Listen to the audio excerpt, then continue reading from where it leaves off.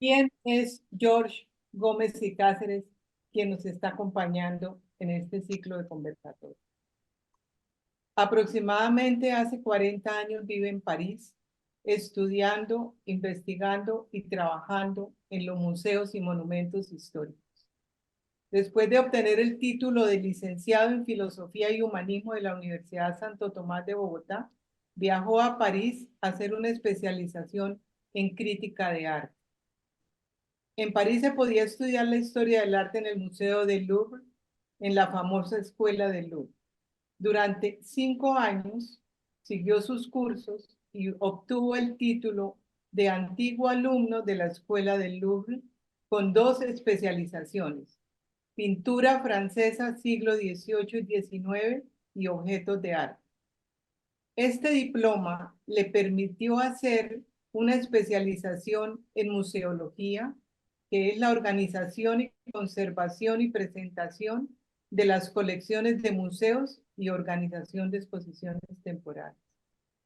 Estos estudios le permitieron a su vez pasar el concurso con el Ministerio de la Cultura francesa, que rige todos los museos, palacios y monumentos históricos, entre ellos el Museo del Louvre, Museo d'Orsay, Palacio Versalles, Palacio Fontainebleau y muchos más.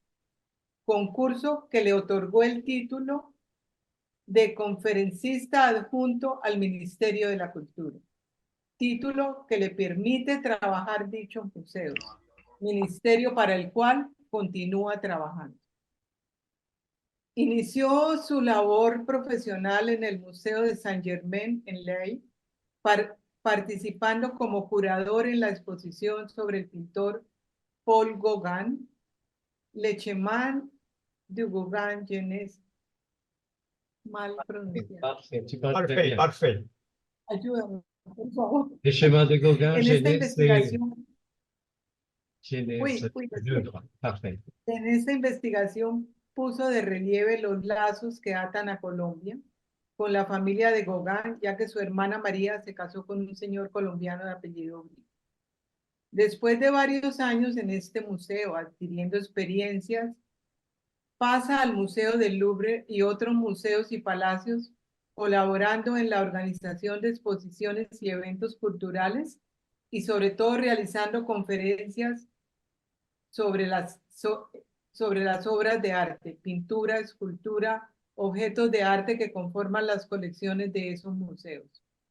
Otro evento en el cual participó fue en la importante exposición que realizó en el año de 1992 el Centro Nacional de Arte y Cultura Georges Pompidou, para conmemorar los 500 años del encuentro de dos mundos, Europa y América. Por sus orígenes colombianos, le confiaron la misión de relaciones exteriores entre el Centro Pompidou y todas las embajadas de los países latinoamericanos, organizando todo un protocolo para acoger embajadores, ministros franceses y altos personajes de la cultura y el arte. Exposición inaugurada por el presidente de la República Francesa, Monsieur François Mitterrand. Documentos que lo atestan. Para el presidente de la República Francesa, Monsieur Jacques Chirac, el Ministerio de la Cultura francesa, a través de la delegación, George, por favor. Tu parles très bien français. En el año de 1987 lo nombraron curador de la exposición. El decorado de las boutiques parisiennes, cuyo objetivo fue el de clasificar como monumentos históricos de la ciudad de París dichas decoraciones. Ha participado también como curador en otras exposiciones y eventos culturales, no solo en Francia, sino también en España, Portugal, Suiza, Hungría, etc. El doctor Armando Martínez Garnica, presidente de la Academia de Historia, lo nombró curador del Museo Casa de Bolívar y junto con la doctora Clara Blanco de Galvis están realizando todo un ciclo de exposiciones temporales y restaurantes, patios, museos, muros, suelos, muebles, pinturas y objetos que hacen parte de las colecciones del Museo Casa de Bolívar. Gracias, George, por estar con nosotros y todos ustedes bienvenidos. Muchas gracias. Buenas tardes, sean todos bienvenidos a este segundo encuentro del ciclo de conversatorios titulado El arte de ver una ciudad, los casos extremos de París y Bucaramanga. El tema que nos reúne hoy es los íconos y sus museos. Nuestros anfitriones serán el profesor Armando Martínez y George Gómez y Cáceres. Ellos nos harán la presentación de este tema y posteriormente daremos la palabra a los asistentes. Bienvenidos. Muchas gracias. Buenas tardes a todos. Lo que se hace en París también se puede hacer en Bucaramanga, que es aprender a ver. Y hoy vamos a aprender a ver hitos y museos. ¿Qué son los hitos? Los hitos son marcas que se ponen en los caminos para que usted se entere dónde está. Por ejemplo, cuando el Ejército Expedicionario de Tierra Firme hizo el camino de Zapatoca al río Magdalena, cada 5 leguas ponía en piedra una marca que decía al puerto 5 leguas, al puerto 10 leguas. Eso se llaman hitos. Entonces, cuando uno llega a una ciudad, lo primero que tienen que hacer es aprender a ver los hitos. ¿Qué quiere decir? Cuando yo veo un hito, yo tengo que imaginar automáticamente dónde estoy. Así que hoy vamos a aprender a ver los hitos que hacen que usted despierte y se entere que esté en París, o que usted deje de dormir y se entere que esté en Bucaramanga. Empecemos entonces con los hitos de París, luego los de Bucaramanga, y en la segunda parte miraremos los museos que habría que ver siempre que uno está en esa ciudad. Empecemos entonces con los hitos de París.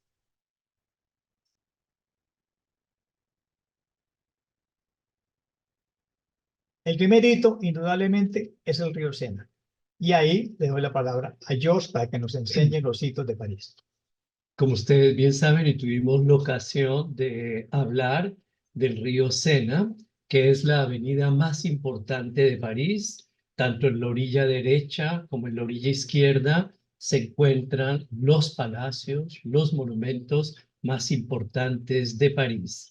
Y evocamos en la última conversación que en el momento determinado el río Sena se abre en dos brazos, como ven en la imagen, para formar dos islas, la isla de San Luis y la isla de Lutecia, que es el corazón de la ciudad.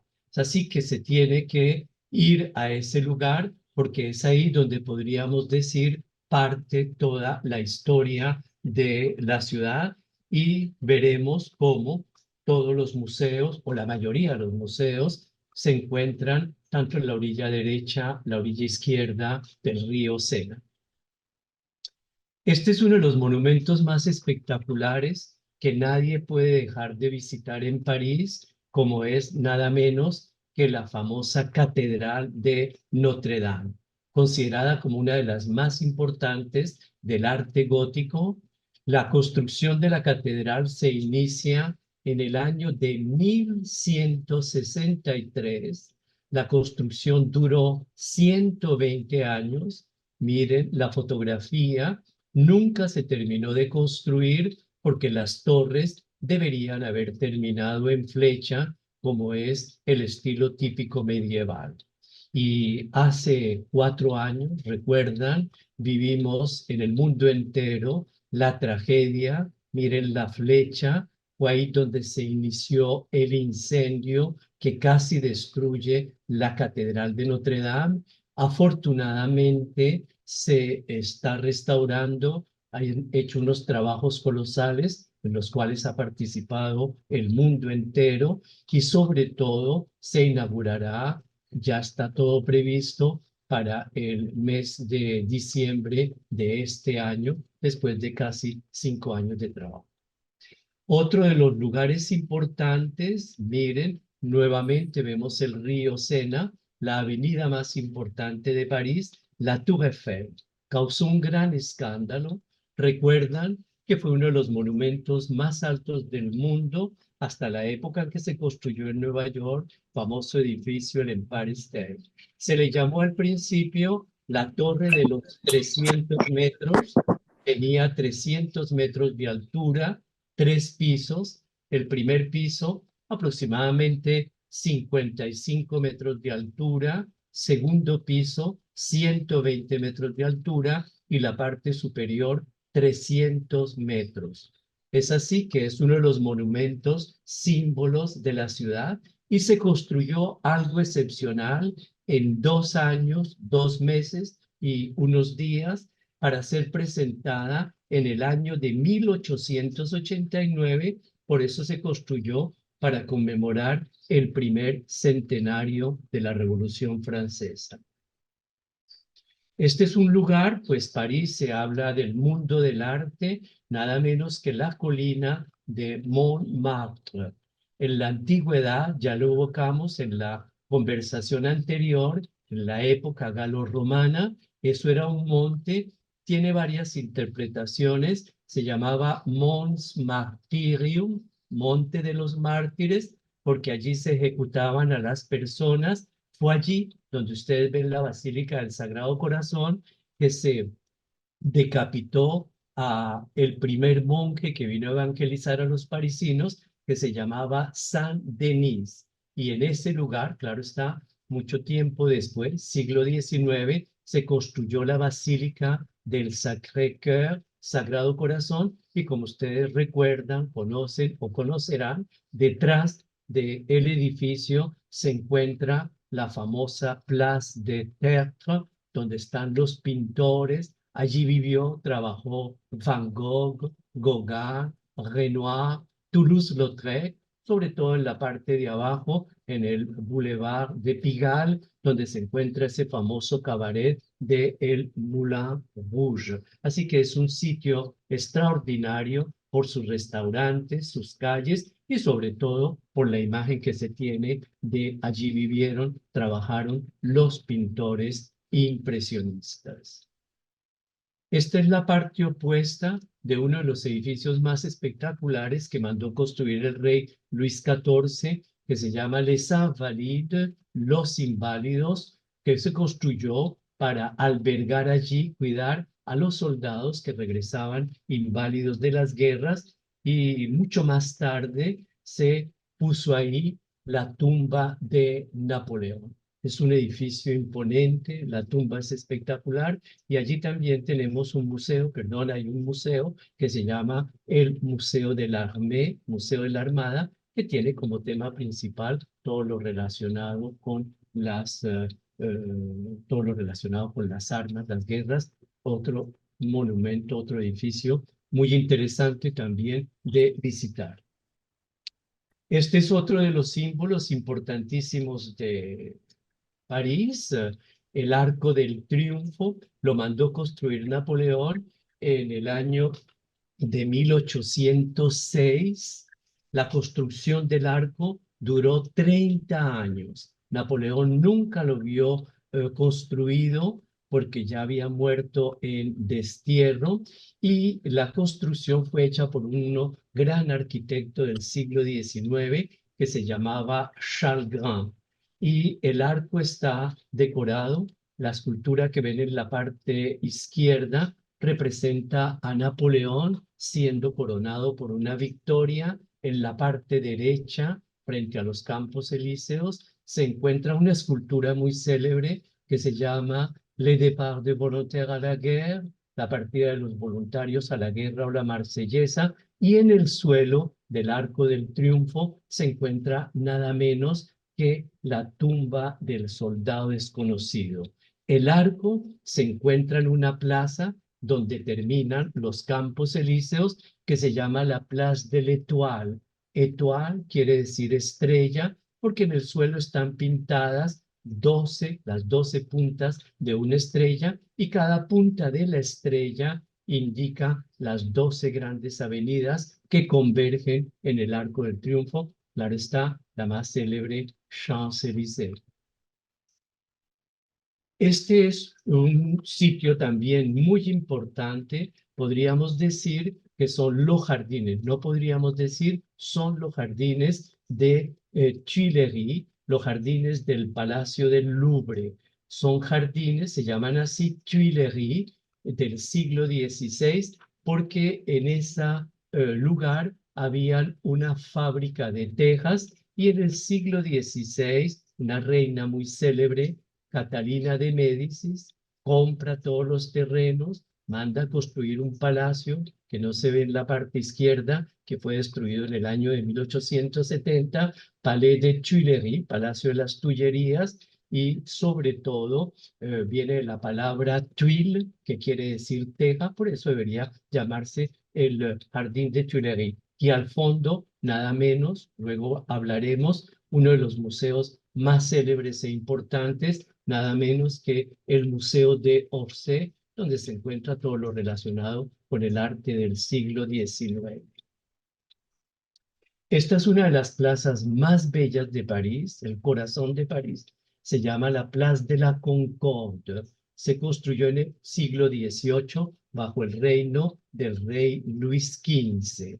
Y sobre todo, ahí culminan en la parte derecha los jardines de Tuileries, de Tullerías, y en la parte izquierda empiezan los Campos Elíseos.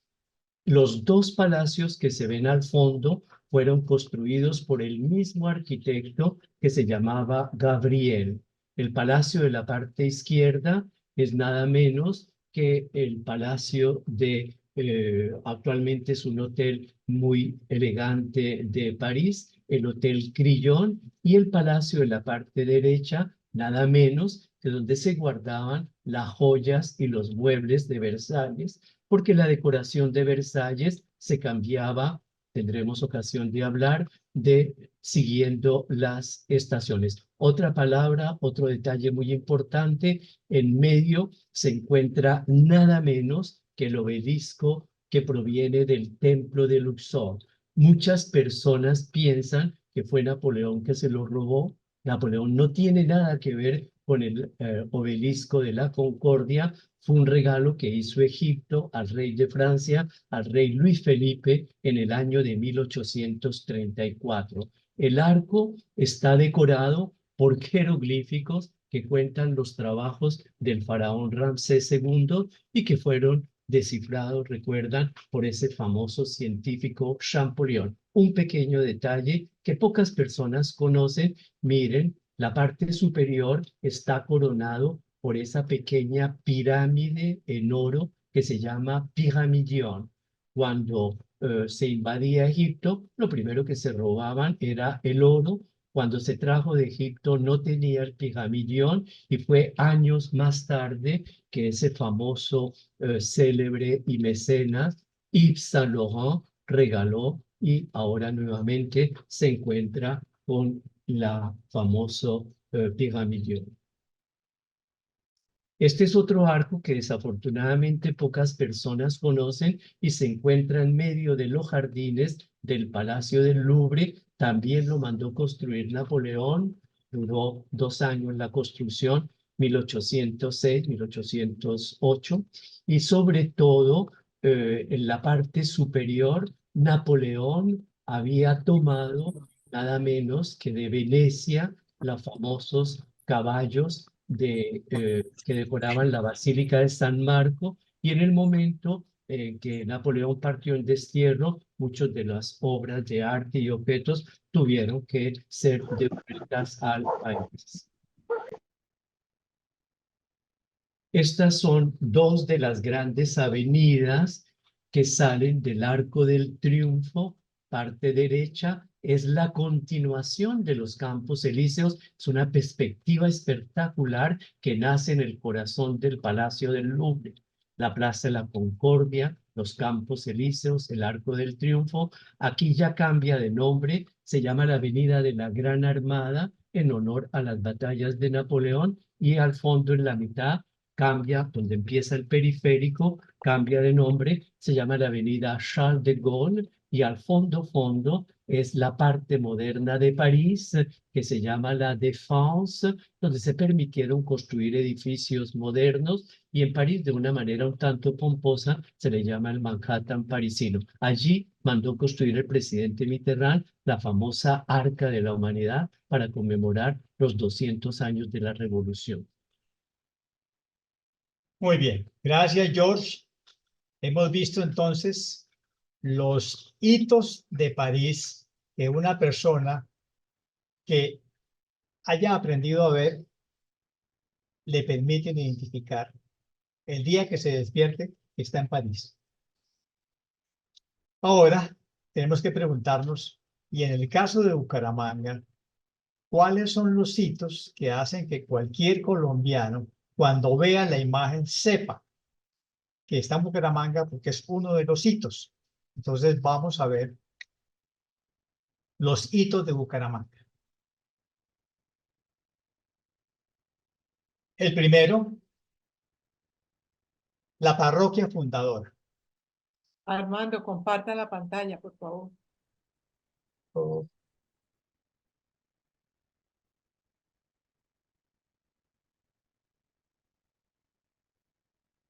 ahora sí. Muy bien. Ya.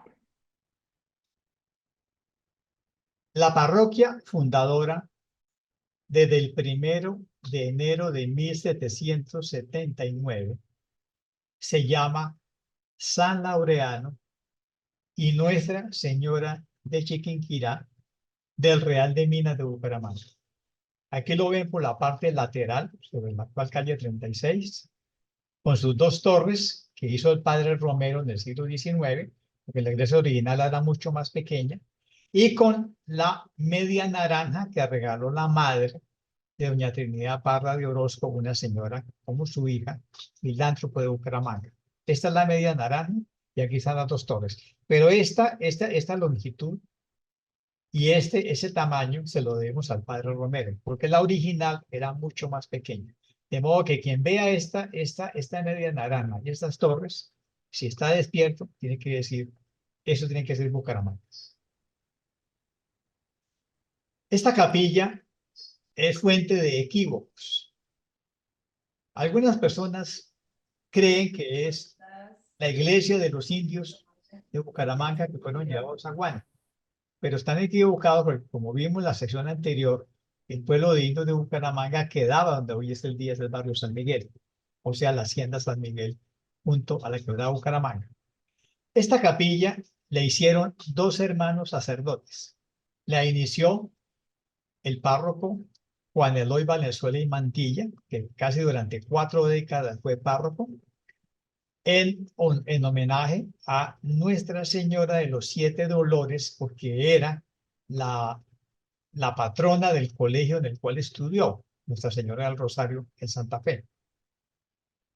Él la empezó y la costeó con su propio dinero, y la casa de al lado, o sea, sobre esta espadaña derecha, era la casa de él, que fue donde lo asesinaron en 1834. Después de que fue asesinado, lo reemplazó en la parroquia su hermano José María Valenzuela y Mantilla, y él la terminó. De modo que esta es la capilla alterna San Laureano, que se conocía en estos tiempos como el Humilladero, y fue terminada alrededor de 1840. Ha sido intervenida cuando se amplió la calle 35, quitaron la espadaña, y luego Gonzalo Romero. Alguien estaba hablando. Otro hito olvidado es esta estatua que fue traída de Europa, que representa a Custodio García Rovira, el primer abogado nativo de Bucaramanga y el último presidente del Congreso de las Provincias Unidas de la Nueva Granada, fusilado en la Huerta de Jaime en 1816. Está señalando al sitio de la gran batalla que perdió, Cachirí, exactamente en el momento en que se sale de Cachirí y se va a hacer Arboledas. Esta es la foto de la inauguración en la primera década del siglo XX. Esta fue la ceremonia con bandas de guerra y soldados, y todo Bucaramanga estuvo en la inauguración, y originalmente se le hizo un parque cerrado con rejas. De modo que esta es la plaza parroquial, que una vez que se fue el mercado de aquí al mercado central, se convirtió en la plaza de Custodio García Rovira. El segundo ícono o segundo granito es la parroquia de la Sagrada Familia, que fue la segunda parroquia de Bucaramanga a comienzos del siglo XIX y permitió la expansión de Bucaramanga, la carrera 15 hacia el oriente. También tiene una media naranja más colorida. Y cuando llegó el primer obispo de Bucaramanga en 1861, un señor Aníbal Muñoz Duque, él decidió que su catedral, o sea, donde pondría la silla, la cátedra, donde él se sentaría, sería esta y no San Laureano. Entonces, Aníbal Muñoz Duque fue quien decidió que esta iglesia de la Sagrada Familia sería la cátedra de él, por eso se llama la catedral, y es la sede del obispo. Originalmente era una pequeña capillita que fue comprada que era la capilla de Nuestra Señora de Belén, y esto se llamó originalmente la Plaza de Belén. Hoy en día sabemos que tiene otro nombre. Aquí la vemos en la noche iluminada, y aquí la vemos en otra perspectiva. Como ven, es una media naranja mucho más colorida que la de San Laureano. Y aquí está la Sagrada Familia encima del tímpano. Este monumento se puso en 1910, es un obelisco, y se puso en 1910 para conmemorar el centenario de la independencia, y tiene dos placas. Una placa le rinde homenaje al padre Juan Eloy Valenzuela y Mantilla, 40 años párroco que corrigió el trazo de Bucaramanga, y la otra al padre Francisco Romero, que reformó totalmente la iglesia y promovió el cultivo del café en Santander, que hizo la riqueza de los bumangueses. Este parque fue regalado, este lote del parque fue regalado por dos personas, doña Trinidad Parra de Orozco y el otro pedazo por Anselmo Pineda. Desafortunadamente, este parque fue invadido, primero por canchas deportivas y luego por los vendedores de flores, y el alcalde anterior no fue capaz de convencerlos que se pasara a una estructura subterránea para integrar este parque al conjunto que acaban de terminar. Pero este es un obelisco conmemorativo de los dos párrocos más importantes que hemos tenido, y el parque se llama hoy en día Parque Francisco Romero.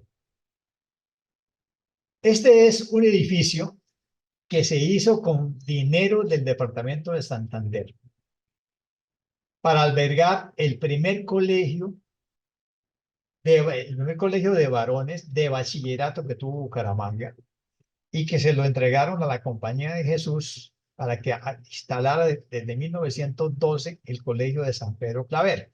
Recuerden, el edificio es del departamento de Santander, pero la administración la llevó la Compañía de Jesús y por lo tanto fue el colegio San Pedro. ¿Por qué es tan grande? Porque era una internada. Aquí tiene en la parte derecha del edificio, mirando hacia el parque, estaba la capilla inmensa, y a la parte izquierda no es una capilla, es el refectorio, el gran comedor, porque todos eran internos. Y debajo le hicieron unos tanques muy grandes para almacenar el agua que traían por una sequía, y también para los baños. Don Mario Galán Gómez, el prohombre santanderiano, que nadie quiere reconocer como se lo merece, le pidió a la Compañía de Jesús que le devolviera el colegio. Y cuando se produjo la devolución, lo convirtió en el colegio público de Santander. Y cuando el colegio de Santander se fue hacia el lote que él mismo había comprado para 5 instituciones, funcionó el colegio de Nuestra Señora del Pilar. Hoy en día alberga el Centro Cultural del Oriente, y es un edificio de una manzana entera. Es uno de los hitos que marca el Parque del Centenario.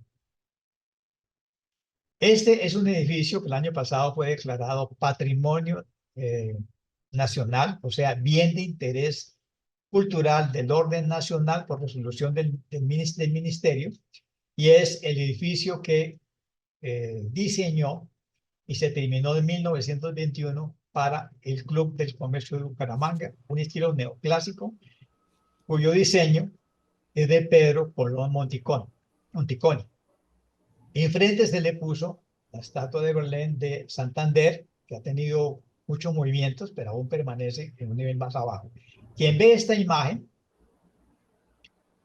en cualquier lugar del país sabe que esta es el Club del Comercio. Y con esto hemos identificado los hitos que todo el mundo debe conocer. Muy bien, George. Ya que hemos visto los hitos, ahora vamos a pasar al segundo tema, que es los museos. París debe tener como unos 145, 150 museos. Pero cuando uno va a París no tiene tiempo para ver 150 museos. Así que hoy nos vas a decir cuáles son los 3 o 4 o 5 museos que uno efectivamente debe ver cuando se quede en París al menos 2 semanas. Perfecto. Me pone en una situación muy difícil de escoger cuál es el más importante, menos importante, pero hay tres que son algo realmente excepcional y muy importante. Primero que todo, claro está, el Museo Palacio de el Louvre. Antes de ser museo, bien saben, fue la residencia de los reyes de Francia. Allí vivieron durante varios siglos, hasta el siglo XVII, 1681, en el cual el famoso rey Luis XIV abandona París, abandona el Palacio del Louvre para instalarse en el maravilloso palacio que acaba de construir a las afueras de París, el Palacio de Versalles. Después, justo en el momento de la revolución, es otro momento muy importante porque es a partir de ese momento, 1793, que el palacio se convierte en museo para exponer allí los tesoros, las colecciones de los reyes de Francia y hasta el día de hoy sigue jugando un papel muy importante. El Palacio del Louvre tiene unas colecciones excepcionales que van desde la antigüedad, Egipto, Grecia, Mesopotamia, el Islam, hasta el año de 1850, 1870. Se tomó esa fecha porque es el momento en el cual un gran pintor, Eugène Delacroix, empieza a pintar de una manera un tanto diferente y por eso se le considera el padre de la pintura impresionista. Los pintores impresionistas nunca fueron expuestos en el Museo del Louvre porque son pintores revolucionarios que precisamente van a reaccionar con el arte clásico, el arte de la academia. Por eso, el segundo gran museo se encuentra solamente atravesando el río Sena para ir al Museo de Orsay.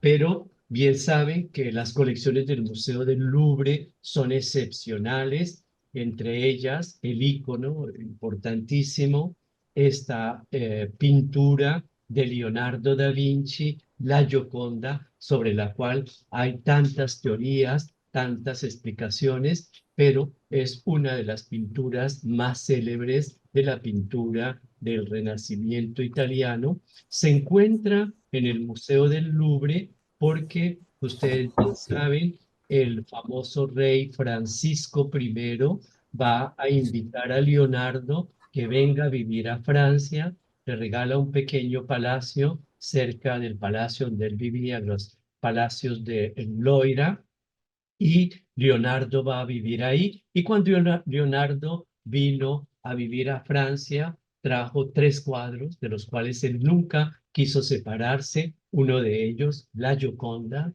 El segundo cuadro, que también se encuentra en el Museo del Louvre, la Virgen de las Rocas. Y el tercer cuadro, que es excepcional, se encuentra también en el Louvre, que se llama Santa Ana, la Virgen y el Niño Jesús.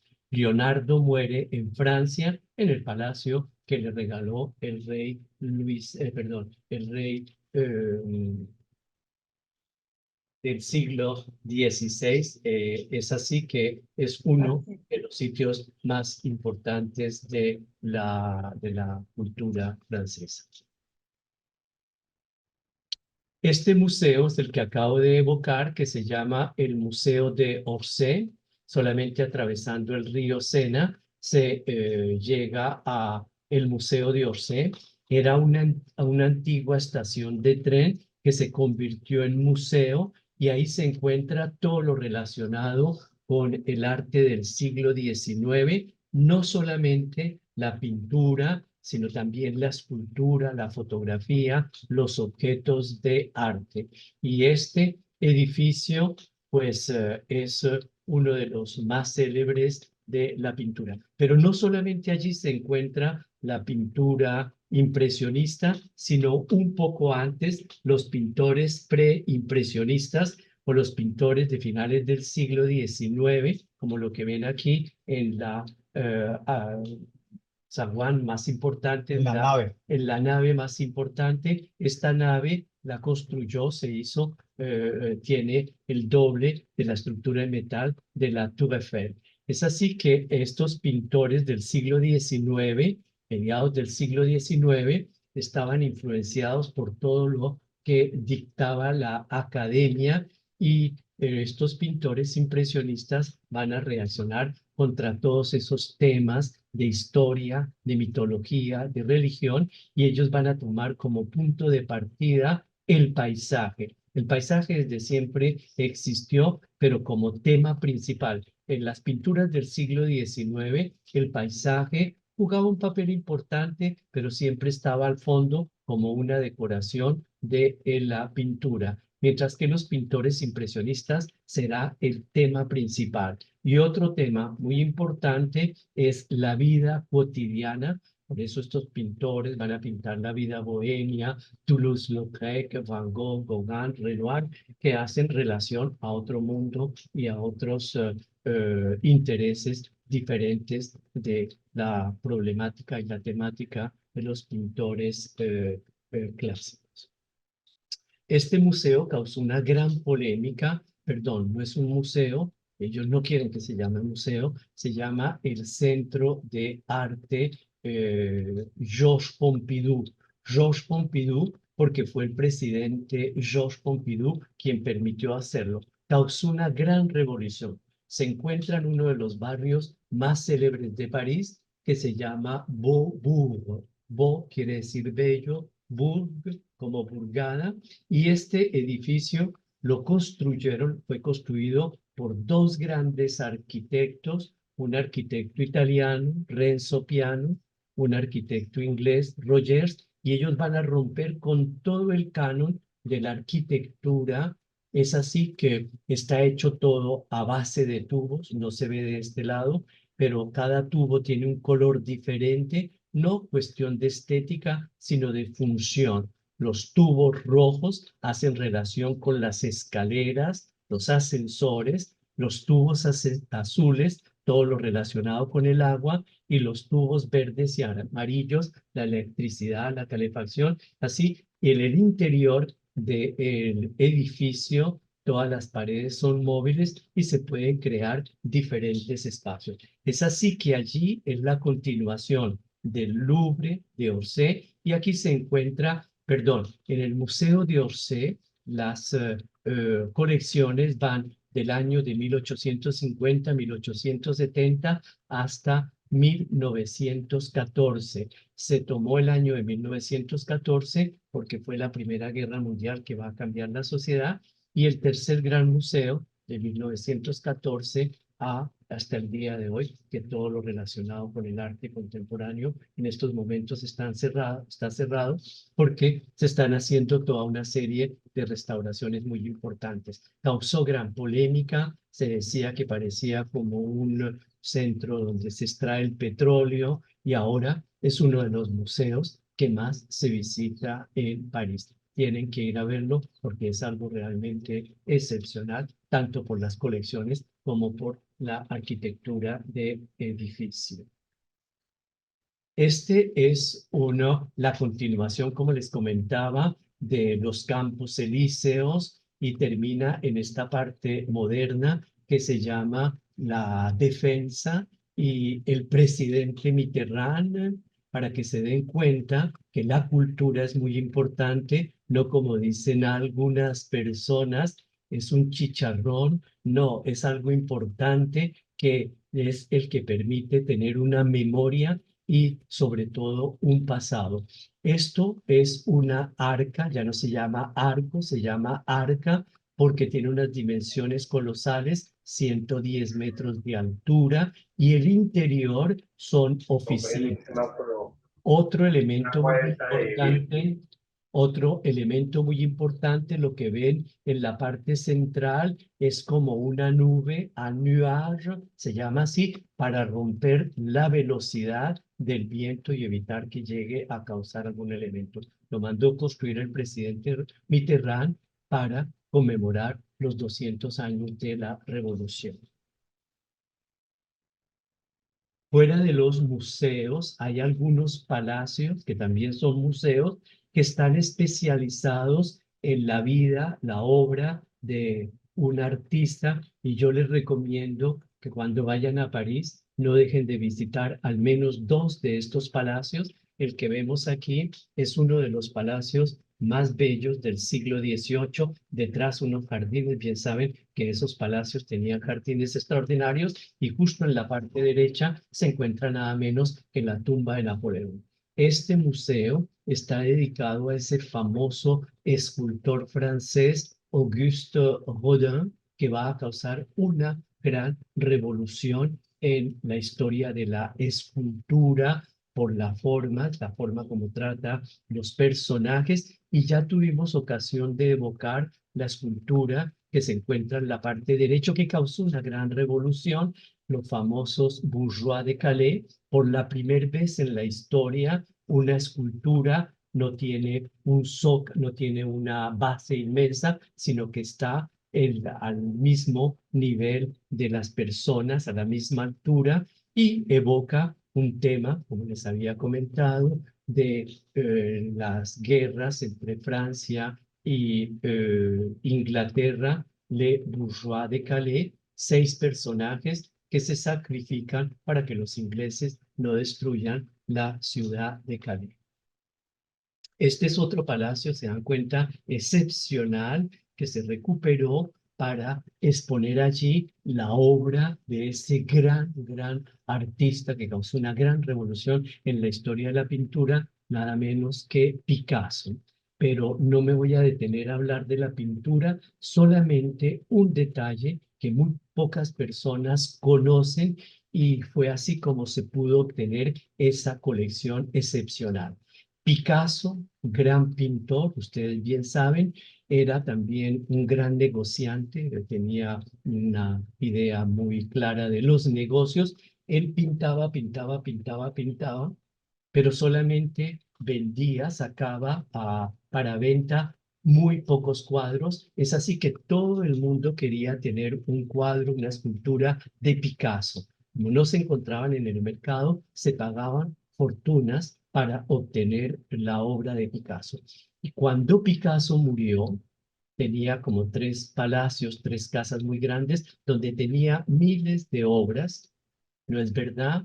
Se gastaron 10 años para hacer el inventario de todas las obras de Picasso, lo que él coleccionó, perdón, lo que él hizo y lo que él coleccionaba de las otras pinturas. Y aquí viene la inteligencia francesa de que sí, esas obras, los herederos de Picasso tenían que vender las obras para pagar los derechos de sucesión. Si todas esas obras hubiesen salido al mercado, los precios de Picasso se hubiesen bajado y hubiese habido, no sé si se dice así, una crisis espantosa. Entonces, el gobierno francés inventó una ley que se llama la ley de la dación. Por la primera vez no se pagan los derechos de sucesión con dinero, sino que se pagan con obras de arte. Así que se recuperaron todas las obras, se recuperó el palacio, se hizo el museo y se evitó que esas obras salieran al mercado, y así se pudo mantener el precio de un Picasso. Un detalle que muy pocas personas conocen, pero es el genio francés y la importancia que se le da a la cultura. No destruir una casa bella, extraordinaria del patrimonio para construir un edificio que no tiene ningún interés. Al buen entendedor, pocas palabras bastan. Querido George, le pedí 5 y me dio 6. Gracias por su generosidad. y los resumo de nuevo. En el orden son el Louvre, el d'Orsay, Georges Pompidou, el Arca, Sí, el Rodin, sí. el Picasso. Y Esos otros seis. más, y otros más que podríamos evocar, pero haremos otra visita de los museos de París. Muy bien. Ahora hablaremos de el Museo de Bucaramanga, que es esta casita. Esta casita fue construida por Facundo Mutis, el hijo de Manuel Mutis Bocio, el hijo mayor. Y cuando Simón Bolívar tuvo que quedarse en Bucaramanga esperando las noticias de la gran convención de Ocaña, se la prestaron. Y él vivió aquí casi 3 meses. Ahí colgaba la hamaca en el patio y ahí dormía. Esta casa de Facundo Mutis, entonces, después de que ellos se fueron, tuvo muchos usos. Fue un hotel, el Hotel de Soto, fue fabriquín de tabaco, fue colegio de niñas. Todos los usos posibles tuvo esta casa. Hasta que finalmente, en 1930, cuando se conmemoró el centenario de la muerte del Libertador en Santa Marta, el 17 de diciembre, el Centro de Historia de Santander se entendió con el gobernador y entonces lentamente el gobernador decidió iba a comprar esta casa para convertirlo en un museo del Libertador. Lo que en efecto ocurrió entre 1945 y 1947. La casa fue restaurada y en ese momento se demolió la casa que estaba al lado, que era la casa de las señoritas Noriegas. Y se hizo este patio que luego va a conectar con la calle 36 que fue abierta. Esta casa la tiene la academia desde 1947 y luego, para evitar la gente que se quedaba aquí a dormir, cerraron por la 37 y por la 36 y lo convirtieron en la Casa Museo Simón Bolívar. Ahí está él. Ahí está un busto de él en bronce. Ahora tenemos el con Santander. Este es el patio central de la casa. Es el patio de los Granados. Y de aquí todavía estaban pequeñitos. Hoy en día el jardín es mucho más grande. Y la parte de atrás está el patio de los Mirtos. Esta casa tenía como fin el Museo de Bolívar. Y en efecto, buena parte de él evoca la vida de Bolívar porque para eso fue creado. Pero en la época de don Mario Acevedo Díaz, cuando fue presidente, entró a la casa una gran colección de textiles guanes, para lo cual no había sido diseñada. Y sigue siendo la mayor colección nacional de textiles guanes. Y luego se fueron introduciendo cosas de la Guerra de los 1000 días, en la época en que lo diseñó el guión Lucila González Aranda, y hoy en día está en su mejor momento porque este patio fue convertido en el patio de los edecanes y hoy en día es uno de los cafés de mayor atracción. Ese es el museo que todo santanderiano debería visitar, al menos una vez en la vida, pero hoy, gracias a Dios, que tenemos exposiciones temporales en la parte interior, este patio va a atraer más gente por las exposiciones temporales que se van a poner. Ese es el museo que Bucaramanga aporta a la humanidad. Eso es lo que tenemos y creemos que hacen falta otros museos en Bucaramanga, pero para que no haya confusiones, quiero que George nos aclare cuál es la diferencia entre un museo y una galería de arte. Primero que todo, el Museo Casa de Bolívar, actualmente, como lo acaba de evocar el doctor Martínez, está en uno de los momentos más espectaculares de tanto por las colecciones como la restauración que se ha hecho y el nuevo guión de museología que ideamos con Clarita Blanco de Galvis. Fue gracias a ella que yo pude hacer parte de este museo. Cuando el museo estaba en una situación bastante precaria, fue ella la que me invitó a realizar el guión de museología y ustedes, les dejo la curiosidad de que vengan, yo estaré allí cuando ustedes lo deseen para explicarles la nueva presentación. Es así que el museo es importante, pero gracias al doctor Martínez, no porque esté aquí estoy diciendo eso, se tiene un nuevo objetivo del museo, porque los museos las personas no vienen porque vienen una sola vez y dicen, ya lo conozco, no vuelvo. Por eso uno de los elementos más importantes y lo que estamos haciendo en estos momentos con Clarita, perdón, la doctora Clara Blanco de Galvis, estamos realizando toda una serie de exposiciones que se llaman exposiciones temporales. Y acabamos de realizar una, todo eso en torno a la imagen de Bolívar en estos momentos. La pregunta que me acaban de decir es muy importante porque aquí no es un museo para exponer obras de arte, no. Tiene un objetivo principal, evocar no solamente Bolívar, sino todos los personajes que están alrededor de este personaje tan importante, porque otro elemento muy importante entre un museo y una galería, el museo tiene como función principal salvar, conservar el patrimonio de la ciudad. Por eso los museos son tan importantes, son como páginas de un libro en el cual está escrita toda la historia de la ciudad. La galería de arte juega un papel importante desde el punto de vista artístico, pero sobre todo, posiblemente algunos galeristas se van a enfadar un poco conmigo, sobre todo el objetivo principal, uno de los objetivos que más les interesa es desde el punto de vista económico. Ellos hacen las exposiciones, hoy exponen tal, mañana exponen otro, que no tiene ni ton ni son el uno con el otro, pero lo interesante es mostrar esas obras, vender y así continuar. Juegan un papel importante, no lo niego, desde el punto de vista artístico. Esa es una de las grandes diferencias entre el museo. Nosotros trabajamos para la cultura, la memoria, allí no se adquieren grandes, al contrario, necesitamos dinero para poder continuar con esa labor. Así que son dos funciones importantes, lo que es un museo y es lo que estamos tratando de dar en estos momentos al Museo Casa de Bolívar. El patio que ustedes ven lo acabamos de adaptar para las exposiciones temporales. Por favor, vengan y miren lo que estamos presentando, la exposición de Bolívar, imágenes de Bolívar en Europa. Muchas gracias, George. Hemos agotado el tema. Hitos y museos. Albita, es tu turno de conducir esta reunión. Muchas gracias a nuestros anfitriones, al profesor Armando Martínez y a George Gómez y Cáceres. A partir de este momento, quienes tengan alguna pregunta o inquietud o desean hacer algún aporte sobre el tema que nos reúne hoy, les ruego que levanten la mano y se les dará la palabra. Les recuerdo a los participantes que sus preguntas, sus aportes o sus inquietudes sean cortas y estén centradas en el tema que nos reúne, que son los hitos y los museos. ¿Alguien, por favor?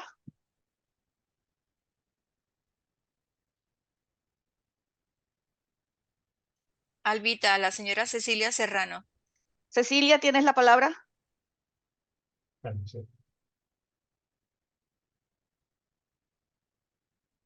Cecilia. Cecilia, el micrófono, Bueno. el micrófono.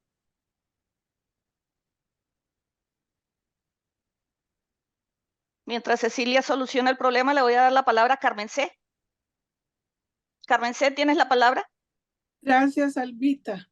Gracias, Armando, Elena y doctor Gómez. Mil gracias. Es para el doctor Gómez. Yo quería que el doctor Gómez nos hablara un momentico sobre lo que se llamó el Salón de los Rechazados. Y también yo creo que cabe en el tema de hoy, en el tema de los hitos, si el doctor Gómez nos pudiera explicar un poquitico sobre el personaje que fue George Haussmann durante la época de Napoleón III, que a él se le debe mucho lo que fue, digamos, la construcción y el diseño arquitectónico y, digamos, urbanístico del París que conocemos hoy. Digamos que esos dos puntos concretos para el doctor Gómez, con mucha admiración por él. Primero que todo, muchas gracias por la pregunta.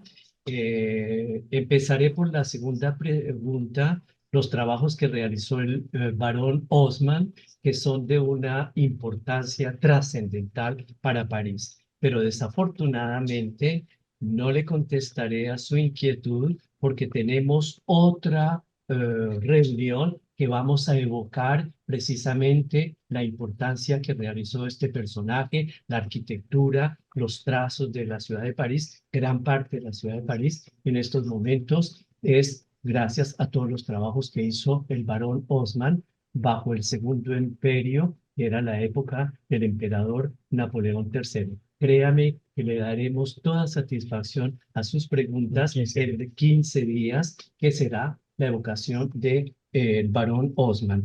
En cuanto a la pregunta de los salones, de los rechazados, es muy importante porque para el pintor en el siglo XIX, para que fuera consagrado, aceptado del público, tenía que pasar por los cánones de la academia.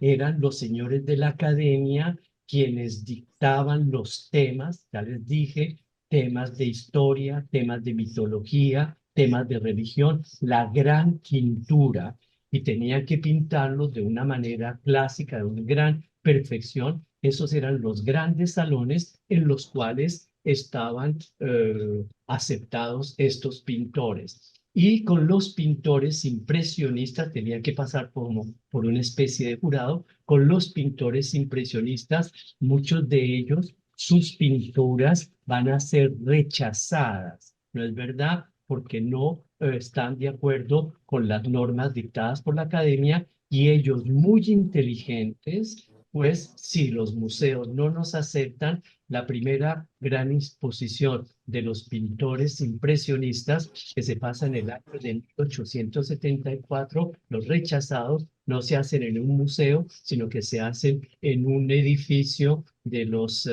le Boulevard des Capucines, cerca de la Ópera de París, y era la sede de los Frères Lumière, que son los que más tarde van a hacer todo lo relacionado con el cine.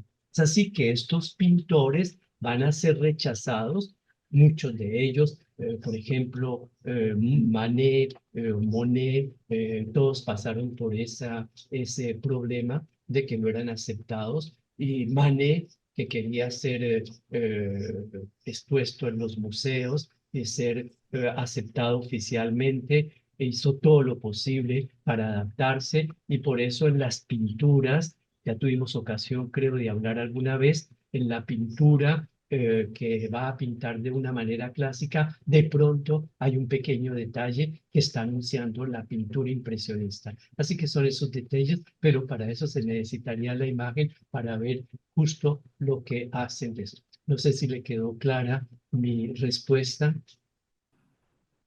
Mil gracias, doctor Gómez, y felicitaciones a Clarita, Armando, al doctor Gómez por el trabajo que están haciendo, pues, para la ciudad bonita. Y Cecilia Serrano, que va a intervenir ahorita.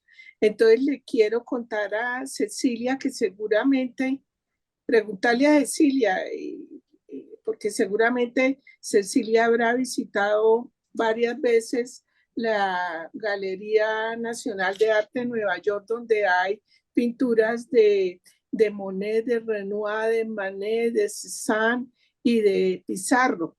Y bueno, y Albita, mil gracias por darme la palabra y felicitaciones de nuevo a los conferencistas y a Clarita Galvis. Gracias, Carmen C. Cecilia, ¿tienes la palabra?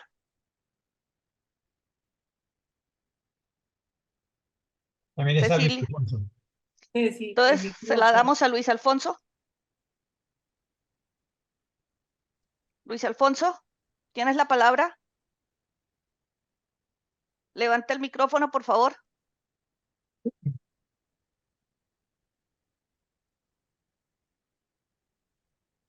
Luis Alfonso.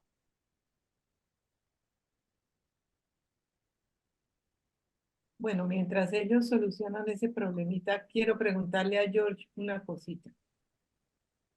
cuando las instituciones culturales tenemos colección de arte, ¿eso qué valor tiene para la ciudad? ¿Tiene algún valor o se convierte en algo privado? ¿O cómo lo manejan eso allá en París? De todas formas, cuando hay una donación, ¿no es verdad? La institución que la recibe tiene la obligación, en principio, de conservar, no solamente conservar la obra, sino otro aspecto muy importante, presentarla, hacerla conocer. Y es lo que tú haces en el Colombo. Acabas de realizar una exposición excepcional de todas las obras, de toda la trayectoria que ustedes han hecho en el Colombo, de las exposiciones de los pintores, y ellos en agradecimiento han ofrecido una obra. La exposición que tuve la suerte de visitar en tu compañía, me explicaste, me mostraste todos diferentes, puesto que son muchos los artistas que ustedes han expuesto allí, y hay unas obras realmente excepcionales, y sobre todo lo que ustedes están haciendo, están cumpliendo ya con el segundo momento de hacerlo conocer, porque estos pintores hicieron su exposición, un cierre determinado, y ya no se vuelve a hablar de ellos, y por eso a través de esas donaciones, por eso las donaciones son tan importantes, enriquecen el lugar, el museo, la galería, la institución, enriquecen y al mismo tiempo conservan ese patrimonio importante. Como son donaciones, no se tiene el derecho de venderlas, salvo si el artista, poniéndose en contacto con él, dará el permiso. No sé si soy claro en mi explicación. Sí, gracias. Sí, gracias. Muchas gracias. Luis Alfonso. Gracias, buenas tardes. Quería hacerle una pregunta al doctor Gómez en relación con una estatua de Simón Bolívar está ubicada al lado del río Sena, cerca a la Plaza de la Concordia. ¿Quién hizo el reconocimiento al Libertador? ¿Si fue el gobierno de Francia o cuál es Eh, el origen de la estatua? Muchas gracias. Con mucho gusto. No sé si tuvo la oportunidad de visitar la exposición que acabamos de realizar en el Museo Casa de Bolívar, en el cual presentamos las imágenes de Bolívar en Europa a través de las esculturas, los lugares más extraordinarios en Portugal, en España, en Inglaterra, en Checoslovaquia, la mayoría de de los países europeos han consagrado, han puesto una imagen, una escultura de Bolívar en los lugares más prestigiosos, y en la exposición que acabamos de realizar muestran la escultura, se muestra el lugar y se muestra la historia de la escultura. En cuanto a su pregunta, fue el gobierno francés el que le dio uno de los sitios más espectaculares para ubicar la escultura de Bolívar. Está a 2 pasos del río Sena, a 2 pasos de la Tour Eiffel. Allí, si usted viene a la exposición de la Casa de Bolívar, verá la escultura, al fondo se ve la Tour Eiffel, y en la parte izquierda se encuentra nada menos que la tumba de Napoleón. Así que se encuentra no sobre los Campos Elíseos, no sobre la Plaza de la Concordia, sino nada menos que sobre la avenida más importante de París, que acabamos de evocar, el río Sena. Y esa avenida, desde el siglo XVII, se llamó el Boulevard de la Reina María de Médicis, porque era un sitio de paseo que venía desde el Palacio del Louvre a las afueras de París, y fue ahí donde se puso esa escultura de Bolívar. Gracias, muy formal, sí, señor. Con mucho Muchas gusto. gracias. Cecilia. Bueno, Cecilia no ha logrado solucionar su problema. ¿Alguien más? Alba, Dime, Silvano, ¿tienes la palabra?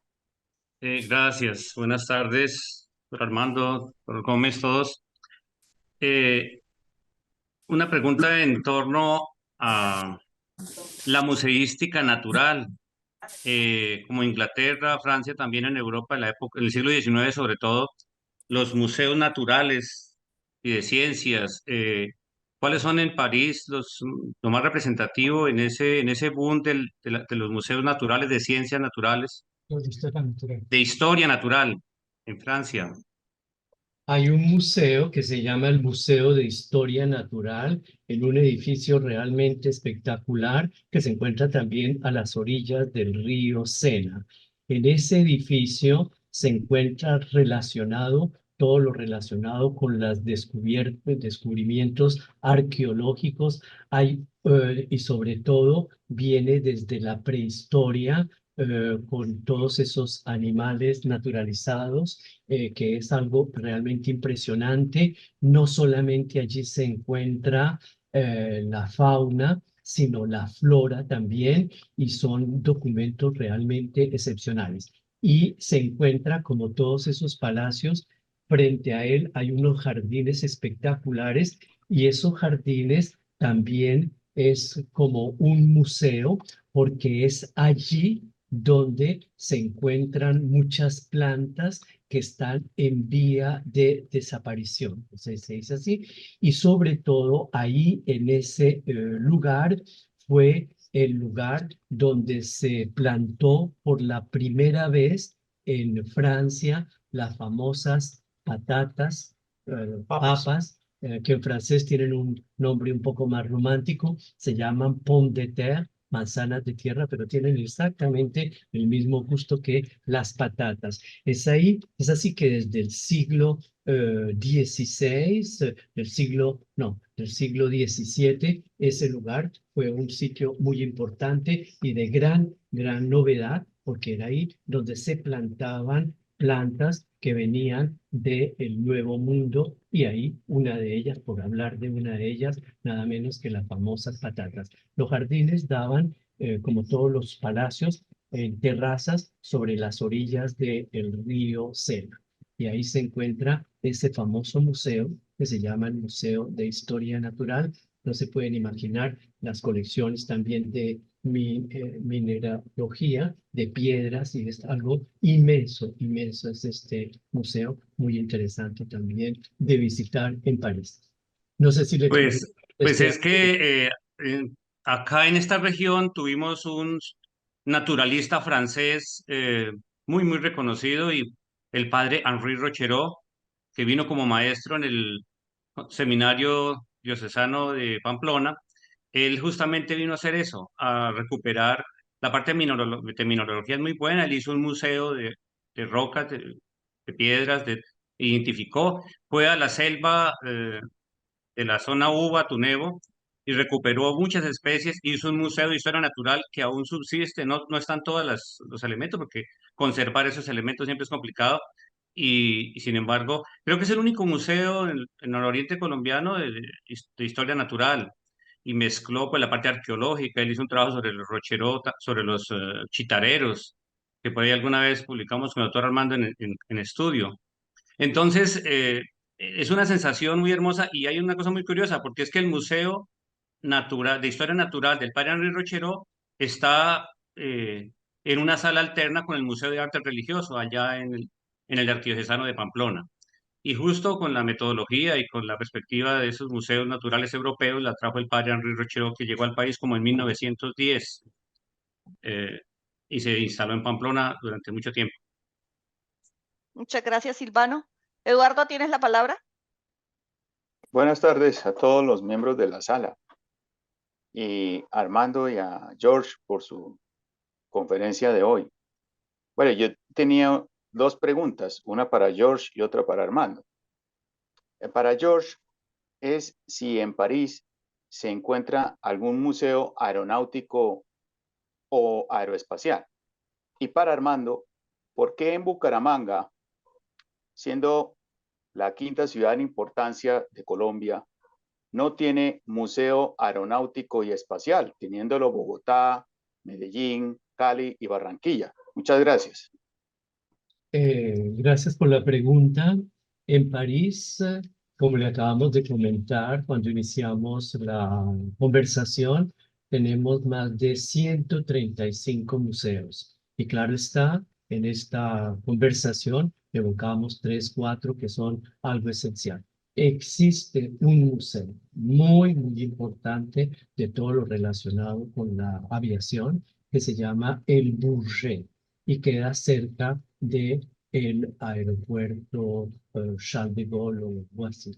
Se encuentra allí y son colecciones extraordinarias. Bien puede imaginar, allí yo no soy competente, yo me quedé en el siglo XVIII y XIX, así que en esa época sí ya existían, porque del Palacio de Versalles y de los jardines de Tullerías apareció por la primera vez en la historia el vuelo en Montgolfier, en globos, que fue una gran sensación. Se puede imaginar Correcto. del corazón del Palacio de Versalles, era la canasta voladora. Se puede imaginar algo realmente inimaginable que nunca se había visto. Es así que allí yo sé que existen y también ahí se hacen exposiciones temporales, porque se presentan los últimos inventos que se ha hecho en la aeroespacial. Desafortunadamente no puedo ser más concreto, pero sé que existe, lo visité 1 o 2 veces, pero sabe de paz, es así que yo todavía continúo en el siglo XVIII y XIX. Gracias, George. Muy amable. Mucho gusto. Pues la pregunta mía es muy sencilla. Un museo aeroespacial solamente puede existir allí donde haya grandes recursos y grandes personas con iniciativas muy grandes. O sea, usted sabe que el Museo de Tocancipá, el aeroespacial, detrás está el músculo financiero de la Fuerza Aérea Colombiana. No Correcto. solamente que pudo comprar semejante lote, sino porque ella tiene las aeronaves viejas. En Bucaramanga, ¿quién tiene una aeronave? ¿Quién tiene iniciativas? ¿Dónde está la escuela de formación de pilotos? En Bucaramanga sería imposible, porque es un mundo ajeno a Bucaramanga, un mundo ajeno. Ok, gracias, hermano. Gracias, Eduardo. ¿Alguien más? ¿Tiene alguna inquietud para el profesor Martínez y para George? Carmen C. Es para Armando. Armando, es que hace tanto tiempo que yo salí de Bucaramanga y naturalmente que siempre repaso sitios y recorro sitios, pero me queda una duda. ¿El obelisco en el Parque Romero está Claro que está. todavía? Claro que está en el mismo lugar que lo pusieron en 1910 con las mismas placas y yo lo vi hace una semana. Lo que pasa es que como el parque fue tan invadido, tanto por los floristas como por las canchas, pues casi no se ve. Antiguamente se veía de cualquier lugar, pero claro que está ahí el de 1910 con las placas y desafortunadamente no es un hito muy importante porque nadie lo ve. Es que justamente esta sesión es para que la gente vuelva a ver y sepa que las cosas existen y cuando pasen por ahí lo vean. Ahí está en su lugar. Sembrar Y es el único obelisco que hay en Bucaramanga, ¿no es cierto? Creo que sí. Sí. No, hay otro que puso el ejército en el aeropuerto Palo Negro en homenaje a los muertos de la batalla Palo Negro. Mm. Sería bueno como trabajar con la alcaldía de Bucaramanga ahora si tuviera presupuesto para hacer como una limpieza a monumentos de la ciudad, ¿no? ¿Puedo interrumpirla un momento?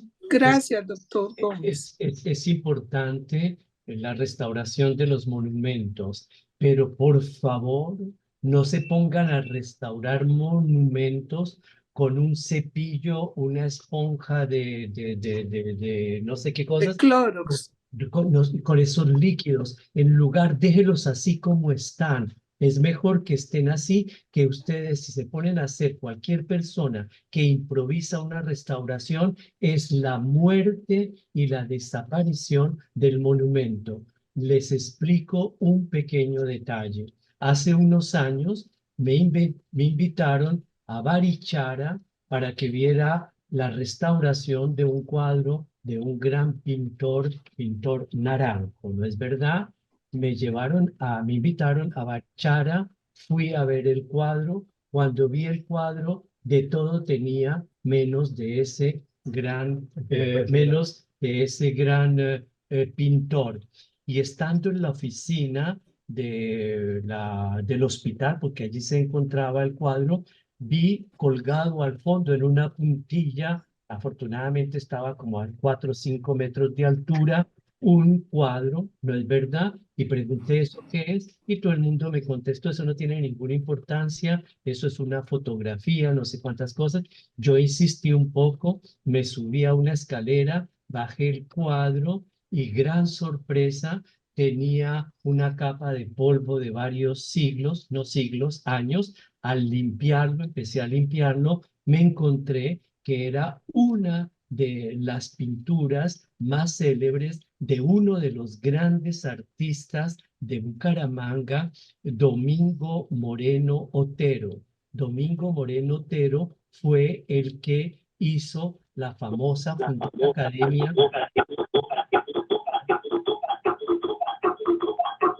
Academia de Bellas Artes, y fue así como se descubrió ese cuadro. Es mejor dejarlo en su sitio que restaurarlo si no se hace por personas profesionales. Oí también la historia, gran escándalo en Florida Blanca, donde está esa piedra, Guane, del Aquí era el Sol, sol, era el la sol. piedra del Sol, Sí, ¿puede contar la historia? Que la sí. limpiaron y la hicieron Ay, no. desaparecer. Por eso hay que tener mucho cuidado. No se restauran de cualquier forma los objetos. Son personas que hicieron los estudios para la restauración. Muchas Mil gracias. gracias, doctor Gómez. Habrá que hacer limpieza como hicieron en Roma y en París antes del año 2000 con los puentes y con los ángeles y todas las estatuas que había. Mil gracias, doctor Gómez. Yo Gracias, podría agregar un ejemplo que ilustra este tema. En el municipio de Tame, hace mucho tiempo un alcalde compró y puso un busto de Francisco de Paula Santander. Con las inclemencias del clima, perdió brillo. Entonces el siguiente alcalde lo pintó de color plateado. Y el alcalde al año pasado le cambió el color. Ahora es un Santander dorado. Y les quiero mostrar el estado en que hoy en día se encuentra.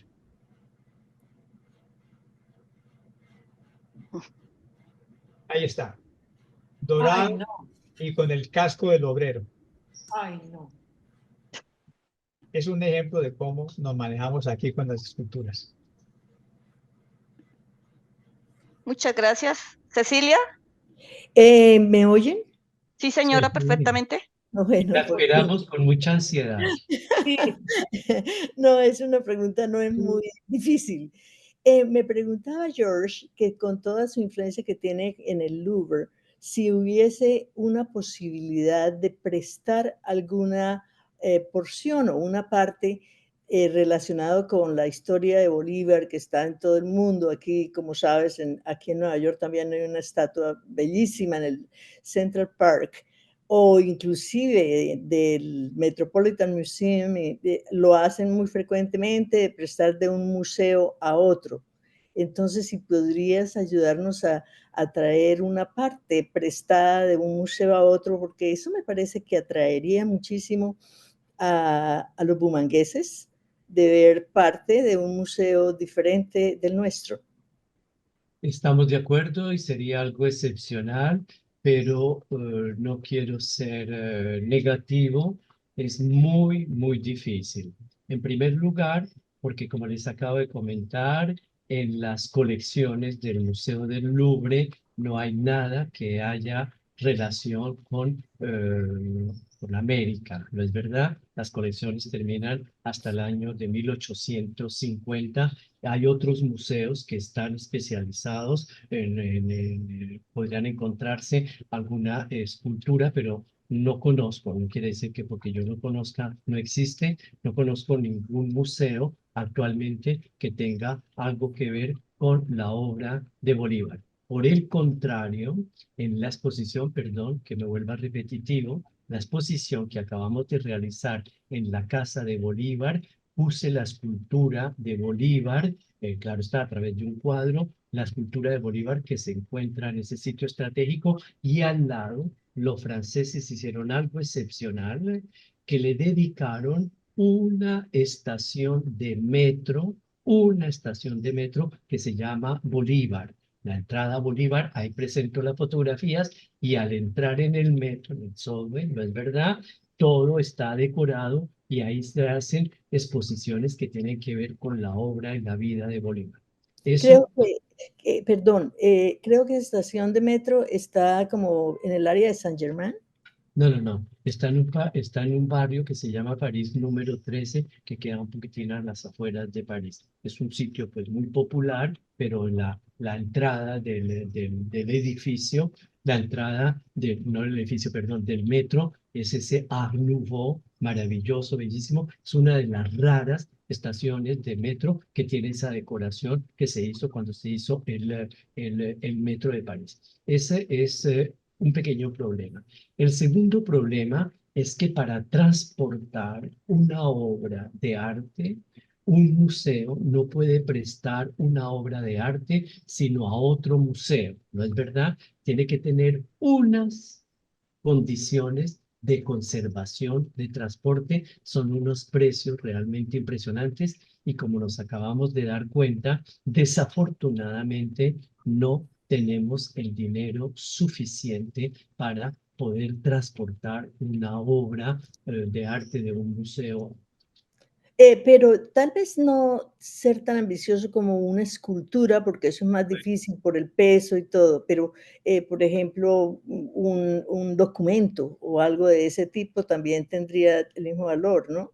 Exacto, sí, eso sí es un poquitín más factible y es posible que una obra de arte, pero sin embargo necesita toda una serie de seguros, de transporte. Yo no sé si tengo tiempo, les puedo evocar, si me dan 2 minutos para responder a su pregunta. Hace unos años se realizó en París, en el Grand Palais, una exposición temporal sobre Picasso. Venían cuadros del mundo entero que se presentan museos. Y el Metropolitan, no, perdón, el Museo de Arte Moderno de Nueva York tiene una de las pinturas más célebres de Picasso que se llama Les Demoiselles d'Avignon.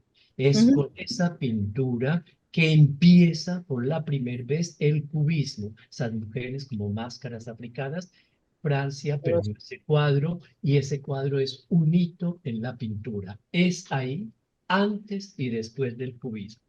Cuando se hizo ese cuadro, no lo dejan salir porque tiene un valor inestimable. Lo mismo que la Gioconda se prestó 1 o 2 veces y ahora es imposible poder volver a prestar. Continúo con la historia.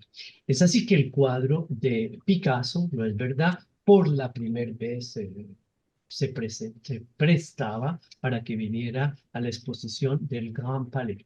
Bien. Muy bien, ya se acordó el préstamo. ¿Cómo va a viajar el cuadro? En primer lugar, no puede viajar por avión. ¿Por qué? Porque si viaja por avión, hay la posibilidad que el avión se estalle y desaparece el cuadro. Todos esos detalles se tienen que estudiar, que es lo que hacemos en museología. Se descartó el avión. ¿Qué otra posibilidad tenía? No hay un puente, no hay un camino, transportarlo en barco. Se tomó la decisión de transportarlo en barco. Muy bien. Para transportarlo en barco se hizo una caja que costó yo no sé cuántos millones una caja especial en la cual no le entraría agua. Si el barco se hunde, no le entraría agua. Y fuera de eso, en el interior tenía un sistema, un BIP de satélite que estaba, el satélite, si el barco se hundía, se sabía el lugar exacto donde estaba hundido el barco y con el tiempo se podía venir a recuperar el cuadro. Se ¿En qué puede, año fue eso? Perdón, George. fue como en los años, me acaba de poner una con, los años 80, más o menos. No, Yo creo que las cosas han cambiado un poquito desde entonces, porque con la tecnología, por ejemplo, hay un colombiano que transporta arte a cualquier parte del mundo. Él opera desde Miami y a pintores famosos. Yo lo conocí a través de un artista que trajo una obra para una exhibición acá en Nueva York y es extraordinario el empaque y todo. Y yo creo que puede ser, George, a lo mejor allá, ¿en qué sección de Louvre todavía trabajas en el Louvre o ya no? estoy trabajando en el Louvre. Sí, sí, estoy trabajando en el Louvre, sigo trabajando. ¿Sí? ¿Todavía? Porque yo creo que allá deben tener un sistema un poquito, porque es constantemente en el Metropolitan traen cantidades de colecciones, inclusive pequeñas colecciones, ¿no? Que no sea tan difícil como una escultura grande. Bueno, es una idea simplemente. No, no, Y yo sé, pero una cosa que es muy importante, lo que estaba diciendo son casos excepcionales. No le estoy diciendo que todos los cuadros que viajan claro, tienen que tener un BIP y que exacto, tienen que viajar por barco. No, en ningún momento viajan por avión y todo lo que quieran. sí. Lo importante es que esas obras son únicas y como son únicas, son muy difíciles que salgan. Todas las exposiciones que organizamos en los museos no se hace solamente con las colecciones del museo, se hacen con las colecciones que vienen del mundo entero. Otro detalle, si les parece, yo Oh, organicé una exposición sobre el gran pintor Gauguin, ¿no es verdad? Y viajé por toda Europa, por Estados Unidos, para ir a los museos y que nos prestaran los cuadros de Gauguin. Los cuadros de Gauguin llegaron sin ningún problema. Por eso una exposición se prepara con 2, 3 años de antelación. Yo sí. pasé 3 años solamente leyendo la correspondencia de Gauguin y me dio pistas para saber dónde se encontraban esos cuadros y qué representaban esos cuadros. No hay ninguna exposición temporal, o muy rara, que no se presenten cuadros que vengan del museo del mundo entero. Exacto. Eso se hace siempre en todos los cuadros. Y es que pinturas es un tema un poquito más complejo, pero manuscritos y documentos o cartas que pueden estar, por ejemplo, en el Morgan Library, que está en Madison Avenue, ellos tienen mucho documento. Entonces, eso es solo una idea, no quiero tomarme el tiempo de todos, pero a lo mejor podía ser, porque como tienes la influencia y las credenciales del museo, también nos puede ayudar. Pero Sí, gracias, George. con mucho gusto, con mucho gusto. Si lo pudiera hacer, créame que lo haría encantado. Y se puede preguntar, y cualquier cosa que necesites acá en Nueva York en ese aspecto, me encantaría que vinieras. Muchísimo gusto, con mucho gusto. Gracias. Gracias. Muchas gracias. Elena, ¿tienes la palabra? George y Armando, una pregunta.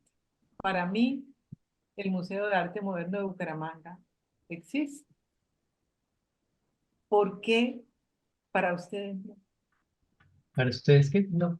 No Para existe? nosotros sí, sí existe, es una entidad, perdón, Claro que sí. existe, es una entidad que está allí, pero desde que se creó ese museo, partió con una cantidad de problemas que hasta el día de hoy no se han solucionado. Me acuerdo, años atrás, encontré a un señor que se llama Gabriel Hernández, ya hermano de Gabriel Hernández, ¿no es verdad? Hermano del alcalde, ¿no es verdad? Ese encuentro fue en París y él me dijo, George, acabamos con un grupo de obtener yo no sé cuántos millones, yo no sé cuántos pesos y vamos a crear el Museo de Arte Moderno de la ciudad de Bucaramanga. vamos a construir así y así, el arquitecto y no sé cuántas cosas. Yo los dejé hablar y les dije después, cuando ustedes compren el terreno para construir el edificio, ya han gastado la mitad del presupuesto que tienen. Se les va la mitad de los millones que tienen, ¿no es verdad?